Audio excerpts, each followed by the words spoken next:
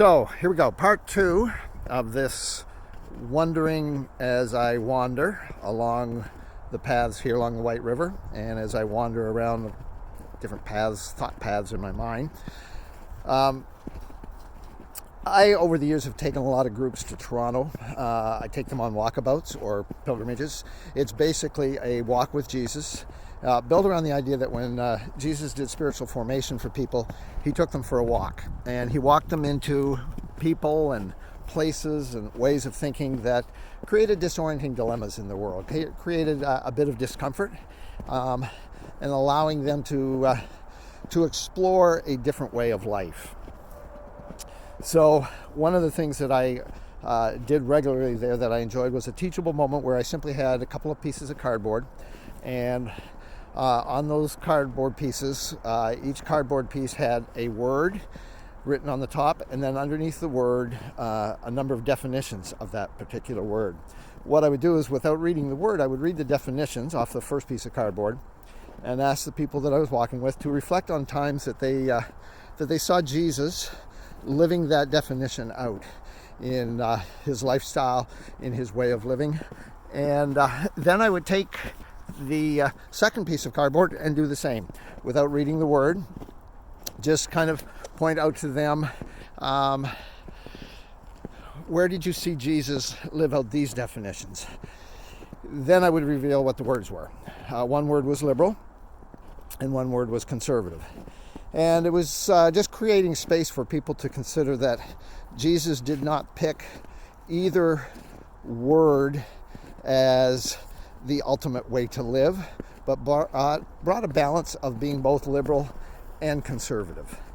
Did not say that one was superior to the other. Now, again, today's landscape, whether it's religious landscape or political landscape, economic landscape,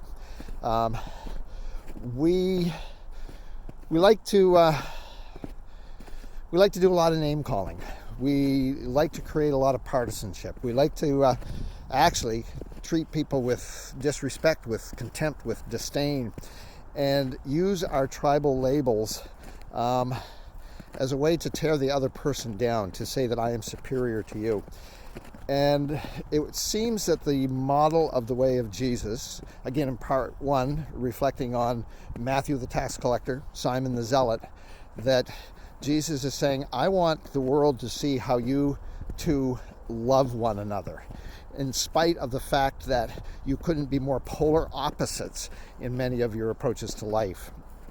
There is something there about the idea of living a way that in our conversations, in our actions, in our lifestyle, rather than attacking the other and condemning the other and disdaining the other, name-calling the other, we instead create conversations, create cultures of kindness and mercy and justice and hope and graciousness and gentleness and overall love.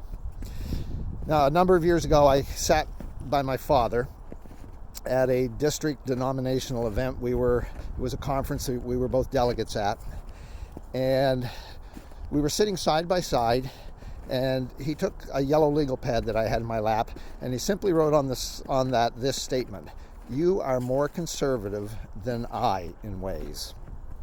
Now, people who knew my father was definitely conservative in his religion, in his politics, and people would have looked at him and seen a man who they would say significantly conservative, and they would look at me and say significantly liberal. I love that my father that day said, "Son, you are more conservative than me in a number of ways." Now, part of it had to do with my dad had a pair of yellow pants that he wore with pride. No, I was too conservative in my dress to wear yellow pants like that. But there were other ways. My father was probably much more liberal in the way he viewed economics, in the way that he spent money. I was tight-fisted, making my kids split an ice cream at Baskin-Robbins. I'm sorry, Laura. I'm sorry, Aram. I apologize for that. And I have made up for it. I've allowed them I've bought them their own ice cream. But anyways, I digress. My father What I love is that particular day, he recognized that we carry in us both being liberal to liberate and both being conservative to conserve, and that he identified that my son is more than a liberal. My son is also a conservative, and I am more than a conservative. I am also a liberal.